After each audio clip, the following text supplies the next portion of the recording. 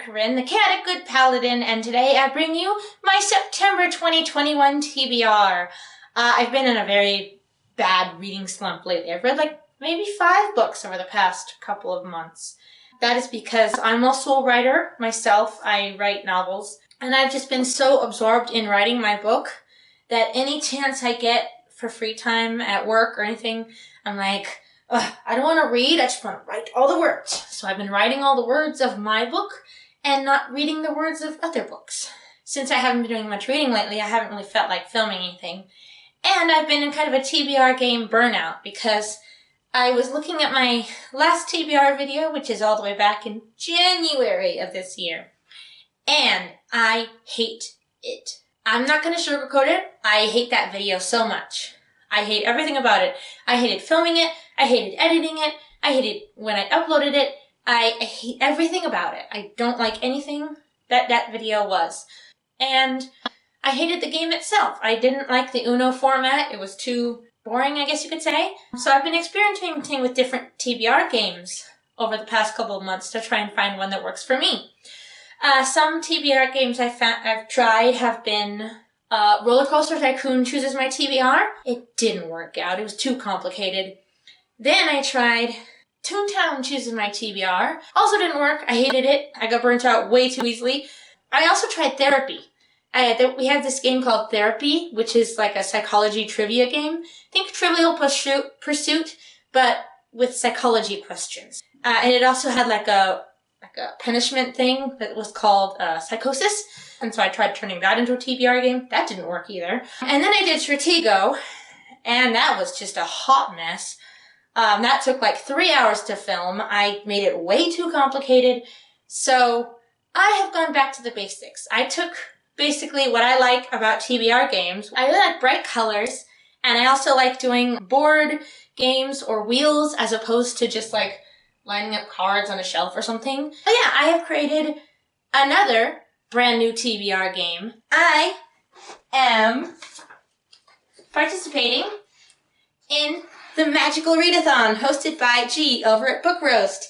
I'm so excited about this. Last year I did the Magical Readathon in April, and I had so much fun with it, and I have been waiting for her to bring this back. And so she's like revamped it to be like her own fantasy world, and I love it. I will link her video announcement down below. You should go check it out. It's called the Aurelium Path, the Aurelium Readathon. Create a character. So I have created an elf character, and I have named her Nia. Nia was found abandoned in the forest as a newborn, and with no known mother or father. She was taken in by her foster father, who had always wanted a child of his own, but never found a partner to give him one. Growing up, she was always alone because the other children made fun of her for not having a mother, which was only compounded when her father fell in love with a male elf. Wanting to give her father some time to themselves, and wanting to prove that she is just as good as her peers, she has enrolled at Aurelium Academy. For September, at least, you follow this map, and you have to follow the map to the Aurelium Arc, where you can go enter the academy. And then in April, school starts, and we'll do like a bunch of like school. I'm so excited about it. I can't explain it as well as she did. I will link her video down below. You should go definitely check it out. As I do my TBR game, I will be trying to fit some of these prompts from the map, especially from the map, but also from these guys to the books that I choose during my TBR game. But I'm so excited about this readathon. I'm so excited to show you guys my brand new TBR game. I'm just so excited about everything that's going to happen in this video. So, may I introduce you to my very crappily made, but very homemade, Yusen Honyomi. I wanted to translate TBR game into Japanese because I speak fluent Japanese. And I was like, oh, it'd be cool to like name it like TBR game in Japanese. But Japanese doesn't have any sort of like phrase for like TBR. So what I've come up with is Yusen Honyomi. And Yusen is play to choose, and then Honyomi is book reading. So play to choose a book to read, essentially, is what it means. So this game was inspired in part by, I've got all these inspirations. Cody's Book Corner, JD Ray Reads, How to Train Your Gavin, A Novel Curiosity, and Becca's Bookopoly. Especially A Novel Curiosity. I saw her Game of Life or her life book TBR game. Her TBR game, where she plays essentially like a watered down version of the game of life. And so I kind of just made a board of my own. It's not really based off of anything. I just searched the internet for a free board game template and then kind of just like sort of copied it and put extra squares on as needed. So for each square I land on will be a different genre. So red is kidlit, so that would be middle grade or YA. Yellow is adult. Green is fantasy. And blue is contemporary. And then if I land on white, it's genreless, and I can choose any genre I want. Also, I have officially retired my gigantic book-shaped prompts. I have basically translated all of them, or all of the like usable ones, essentially, into little mini prompts that I have in this little cup of prompts. So I will be using this little piece to move around the board. Of the dice, I will put a peg into the couch, and then when I get 6 pegs, then that's the end of the game, and that's my TBR for the month. I also added one final bonus feature into this game, and that is, I want to try and finish all the books that I put on my TBR for the month. So most of the months I'm going to be doing 6 books on my TBR, and I want to try and finish all the 6 books that I said I would read. Because I've noticed a pattern of myself where, like, I'll do a TBR video and I'll choose out, a certain number of books, but then I'll just completely ignore them the entire month and read other books instead. Which, probably isn't a bad thing, but I really do want to read the books I say I'm going to read. What I've done is I have chosen out, I think it's like 20 books or something. I've chosen out maybe 20-ish books from my shelves that are very scary to read. So they could be extremely long. I put things like The Book Thief, Mistborn, On the Come Up. So if I don't finish all of my books from the previous month, then the next month when I film my TBR, I have to choose out one of these punishment books and read that in addition to whatever other books come up during the TBR game. My incentive to finish all my books is so that I don't have to read a punishment book for the next month. Toss my piece onto the board, and wherever it lands is where we're going to start playing from. Alright. I guess we're starting right here. Unlike in my Lord of the Rings game, there's not going to be any extra books added. There's always going to be 6, and then I'll just add extra ones on for if I'm doing a readathon or whatever. Goal number 1. 2. Okay, so we can go 1, 2. We can go to white for genreless. 1, 2 for red, or 1, 2 for red. So I think we're going to start off with a genreless book. So white. This one. A book out of your comfort zone. Okay. Book number 1 is to choose a book that's out of your comfort zone, but also can be any genre. So my usual comfort zone is fantasy, usually YA, sometimes middle grade. My first book shall be Every Soul a Star by Wendy Mass. Mass? How do you pronounce that? The reason it's out of my comfort zone is because it is multiple point of view. We have 3 different characters. We're following 3 different points of view. I think they're all first person, present tense, so I definitely am not comfortable with that. At Moonshadow, an isolated campground, thousands have gathered to catch a glimpse of a rare sight, a total eclipse of the sun. 3 lives are about to be changed forever in this enchanting tale told from 3 unique perspectives. Allie. A nature girl, Allie enjoys the simple things in life, like stargazing and comet hunting at her home in Moonshadow, and she refuses to imagine life any other way. Bree. Popular, gorgeous, everybody says so, and a future homecoming queen for sure, Bree wears her beauty like a suit of armor. Jack. Overweight and awkward, Jack is used to spending a lot of time alone, but when opportunity knocks, he finds himself in situations he never would have imagined. And also the reason I'm reading this one is because my character is an elf, and for your character's race, basically, you have to read a different book for each race. If your character is an elf, because they have affinity with the moon and the stars, you have to read a book with moon or star in the cover or on the cover or in the title. And since it's got a star here and it's called Every Soul a Star, it most definitely counts for that prompt. So I'm going to definitely use this for my elf prompt. That was a white prompt. That was a white space. I don't have any white pegs, but I'll put in a black peg. Roll number 2. Okay, 3. So we could go 1, 2, 3, and get a green spot. 1, 2, 3. So green would be fantasy. Or go to yellow and get adult. 1, 2, 3. Get red for kidlit. I think I'll go down and get kidlit. 1, 2, 3. And our prompt is low expectations. Number 2 is to read a book that is middle grade or YA that you don't really think you're going to like very much, which cancels out like 90% of the books I own because I'm expecting to really enjoy them. See, the thing is I'm expecting to like all of these books, which is why I bought them in the first place. When I first saw this book in the store, I picked it up and I was like, ooh, I'm going to love that book. But then apparently it ends on a cliffhanger I saw, so I'm not really thinking I'm going to like it as much as I originally thought. It's apparently a portal fantasy with a school setting, which is good because one of the prompts for the novice path is to read a book with a school setting. In the land of story, kids go to school to learn to be the perfect character, a brave hero, a trusty sidekick, even the most dastardly villain. They dream of the day when they will live out the tales written just for them. But when an ordinary girl named Una Fairchild finds herself written into the story, she discovers that the magical land is threatened by a dark secret. As she digs deep in his story's shadow past, Una realizes that she is tied to the world in ways she never would have imagined, and it may be up to her to save it. So this is basically like the story within a story, which I always like those kinds of books. Number 3, 6. Oh, that was a 6. So we could go 1, 2, 3, 4, 5, 6. Blue for contemporary. 1, 2, 3, 4, 5, 6. Yellow for adult. 1, 2, 3, 4, 5, 6.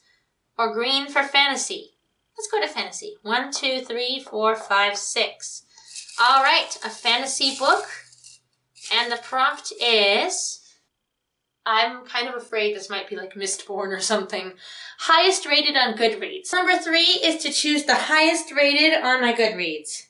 So, here's my phone. Please ignore the cracked screen. I dropped it and I haven't had a chance to buy a new one yet.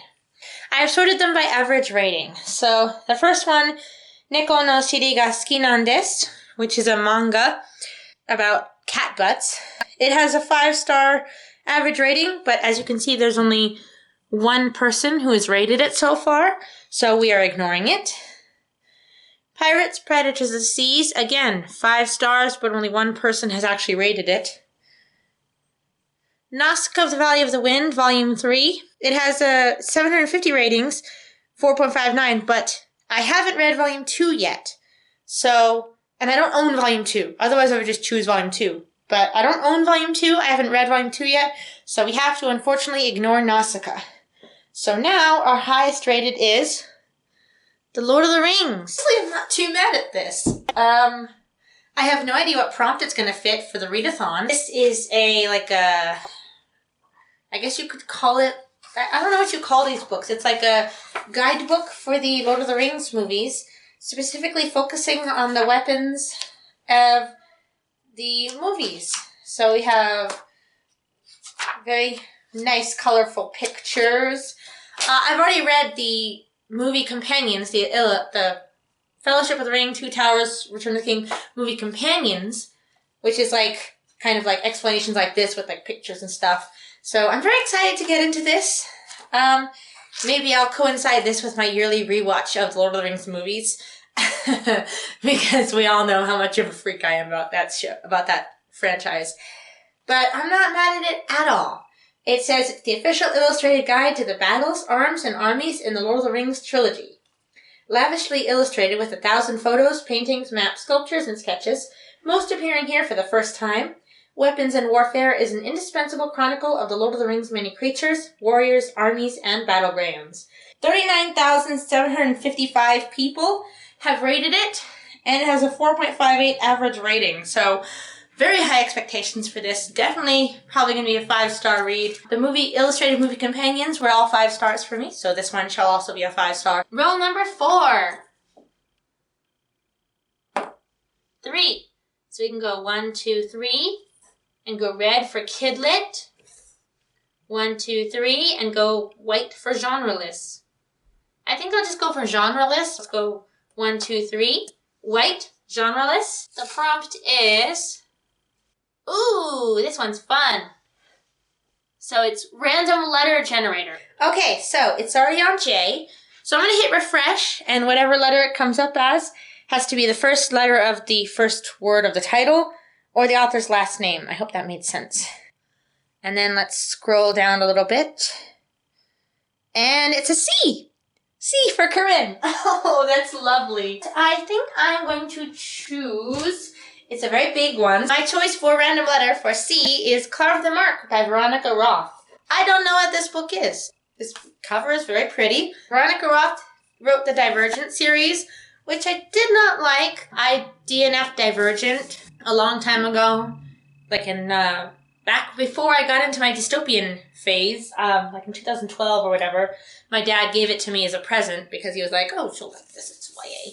And I didn't like it.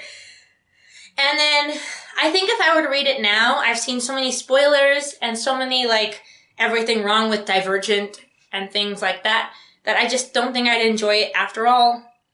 I wish I could like forget everything and just read it as a fresh person and just tell you, yes, I did like it, or no, I didn't like it. But we're going to give Veronica Roth a try anyway. I'm very intrigued by this one. This is Carve the Mark, a new series, the first book in a new series. I think it's a sci-fi. It says it's a galaxy-sweeping adventure, so I'm thinking it's a sci-fi, and I've been in a sci-fi mood recently. Syra and Akos grew up in enemy countries on a vibrant yet divided planet. Syra's ability to transfer extraordinary pain with a simple touch makes her a dangerous weapon for her tyrannical brother. When Akos is kidnapped and forced to serve Syra, it's clear that their hatred is mutual. But as Akos fights for his survival in enemy territory, he recognizes that Syra is also fighting for hers, and that her true gift, resilience, might be what saves them both. Their world is on the brink of political chaos, and Akos and Syra must decide if they will fight for what's right, even if it means betraying their families and countries. When the time comes, will they choose loyalty or love? I'm very excited about it. And also look at this pretty blue cover. It's so shiny. I love it. Number 5. Oh, we gotta roll first. 1. So we could go red for kidlit, blue for contemporary. Let's do red again. I'm kind of feeling like I want to read a lot of like fantasy and sci-fi this month. So the prompt is a book about mermaids. This is probably one of the oldest books on my entire TBR. This is like the most veteran of TBR veterans. Deep Blue by Jennifer Donnelly. I gave this one a try a couple of years ago. Back when I first started being a book influencer, I haven't really influenced anyone. But I DNF'd it, and then I was thinking that it's such a shame because it's such a pretty cover, and maybe I should give it another try, so I hung on to it all these years. The last roll of the game. 4. 1, 2, 3, 4. White, genreless. 1, 2, 3, 4. Red for kidlit. 1, 2, 3, 4. Yellow for adult. Let's go for the genreless. Make it easy on myself. 1, 2, 3, 4. And the prompt is Corinne choice. Okay, so this basically means that I choose any book I like. Doesn't have to fit any sort of other prompt or whatever, which is excellent. So that way I can choose one for the readathon. So for Corinne choice, I'm choosing Bundori by Laura Jo Rowland. This is book number 2 in the Sano Ichiro series, a series of historical thrillers about a detective in feudal Japan. I read the series a long time ago, but I kind of skipped over some that I didn't like very much. I read the first book in the series, of course, because you always read the first book in a series to like get your bearings. Then books 2 and 3 were kind of like he went to Nagasaki and like did stuff, and I was like, no, I want to see him in Edo doing stuff. And then in book 4 he met his wife, so I read book 4, and then I read on from there. So I skipped books 2 and 3, and I think I skipped like book 11 or 12 or something, because I was like, just get to the final book already. But I'm finally going back and rereading my way through the entire series. So Bundori is next on my list. So in this book, Sano has just been appointed the Shogun's Honorable Investigator of Events and People, I think it's called. He finds a Bundori, which is a war trophy, a severed head nailed to a plank offered for public display. And then they keep appearing, and the shogun fears for his life, and Detective Seno must risk everything he's learned as a samurai to bring the killer to justice. So I'm very excited to read it. I never read it the first time because I was just very impatient for him to meet his wife and start that. Because the best part of this series is the relationship between him and his wife. I won't lie. It gets a lot better after book number 4. He meets his wife, and then they are just so awesome together, and I ship them, and they're my OTP forever. But I'm reading the ones before he met his wife, because I never read them the first time. I'm sorry I'm babbling so much, but Boondori by Laura Jo Rowland. It is a thriller, so there's a prompt for read a thriller or mystery, so that could definitely count. Also, there's a prompt for read a book that's a continuation of a series, so that could count too. But now I'm going to go off and figure out which book is going to fit for which prompt. That took me a little bit longer than I would have liked, but probably for you it was only about a 2-second wait.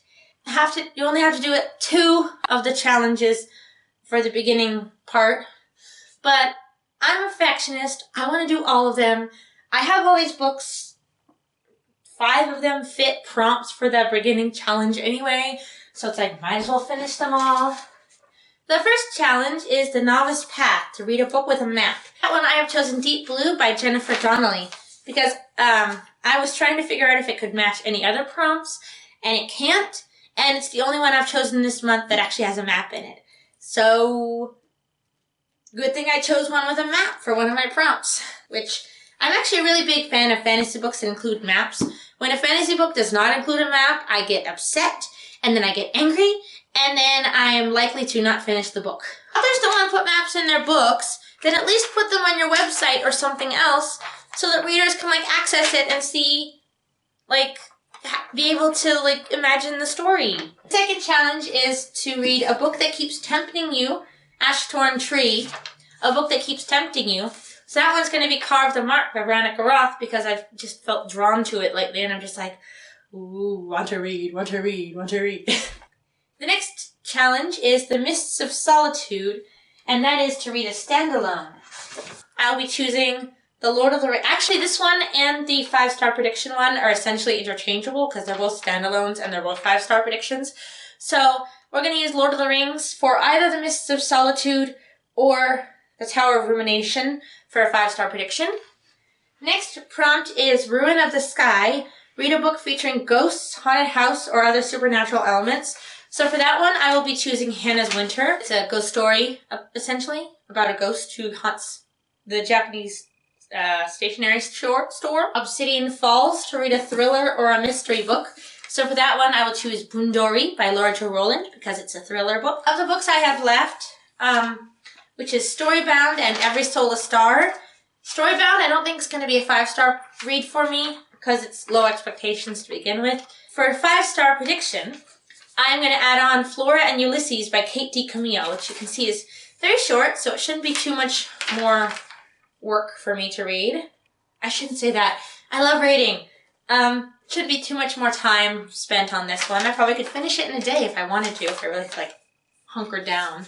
It's about a girl who likes reading comics and a squirrel who becomes her friend. I have no idea. She is a natural-born cynic. He is an unassuming squirrel. Together, Flora and Ulysses will conquer villains, defend the defenseless, and protect the weak, or something. I could give this one 5 stars, because it also has, illustrations and stuff in it, and it looks fun. And look at this cool stuff. It's got, different, bolded italic text, and illustration, and comics, and a little, poem. Yeah, Flora and Ulysses looks like it'll be a 5-star read for me. So I'm going to add that on, and if there's time, because you only have to finish 2 challenges, and I've already got a bunch of other challenges that I'm going to finish. So if there's time, I'll just pop this on at the very end of the month. The final challenge is Aurelium Academy. Read a book with a school setting, and Storybound is apparently set at a school, so I'm using that one. Every Soul a Star. I'm going to save and use for my heritage prompt. As much as possible, I will try and read them in order of how they appear on the map. So here is my entire TBR for the month of September. So I'm currently also reading Eliza and Her Monsters, as you saw, but it's a reread for me and it won't take me too much longer to finish. For the 6 that I actually used the TBR game to choose, if I don't finish any of them, I have to draw out a punishment book. So I forget what punishment books I've put in here too, but let's just have a peek at some of these. The Innocent Mage, that one is a huge, like 700-page fantasy book, adult fantasy. The Seventh Tower, full omnibus, so like an entire 700-page omnibus of a series. The Eye of the World, we all know why that's in there. So if I don't finish any of the books this month that I used to choose on the TBR game, I have to choose one of these to read in addition to the books that I add next month on the TBR too. So thank you very much for watching. Please like, comment, share, and subscribe to my channel to not miss any of my updates. Comment down below if you have any suggestions for any prompts I can add to my game for future months. Also, if you have any suggestions for how I can make the game more interesting for you to watch. I think this one's going to stick around a while. I remember saying that for each of the other games I tried, for Toontown, Roller Coaster Tycoon, Stratego, Therapy. I was like, this is going to stick around a while. And then like 2 months later I got bored of it. But this time I'm really mean it. Oh my god, I almost forgot. September 2018 is when I started my Lord of the Rings TBR. And when I started doing like a TBR game to choose my TBR. So this feels very appropriate that I'm uploading a new TBR game in September. Thank you very much for watching. I'm Corinne, the Chaotic Good Paladin, and I make videos talking about the books you should be reading. I hope to see you in my next video. Make sure to subscribe and ring the notification bell so you don't miss any of my updates. Bye-nie!